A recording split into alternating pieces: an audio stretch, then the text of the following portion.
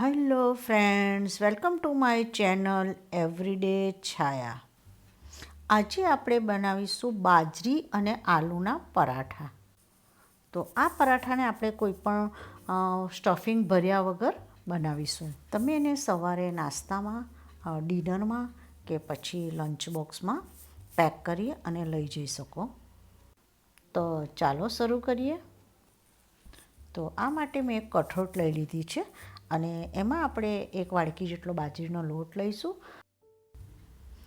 મેં અહીં નાના નાના 2 બટાકાને પહેલેથી જ બાફી અને એને છીણી લીધા છે. તો આપણે હવે એમાં એ ઉમેરી દઈશું.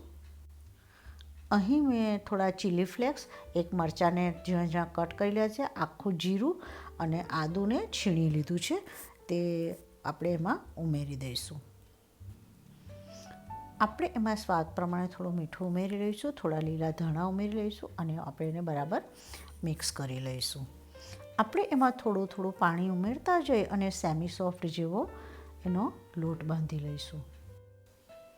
આપણે એને ઘી કે તેલથી થોડું ગ્રીસ કરી લઈશું. મેં એમાં ઘીનો ઉપયોગ કર્યો છે અને બરાબર એને મસળી અને આપણે એને 5 મિનિટ માટે ઢાંકી અને રવા દઈશું. 5 મિનિટમાંથી આપણે એમાંથી એક લુઓ લઈ લઈશું અને એને આપણે ચોખાના લોટમાં રગદોળી લઈશું અને આપણે હાથથી ટીપીશું અથવા તો વેલણથી, જે તમને ફાવે એનાથી આપણે એને વણી લઈશું. આપણે એને એક સાઈઝના કરવા માટે કોઈ ડબ્બાના ઢાંકણ અથવા તો રિંગ કટરથી એને કટ કરી લઈશું.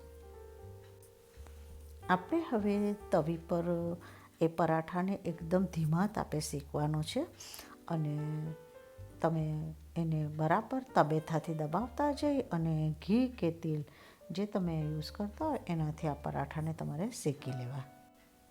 તો રેડી છે આપણા બાજરી અને બટાકાના પરાઠા.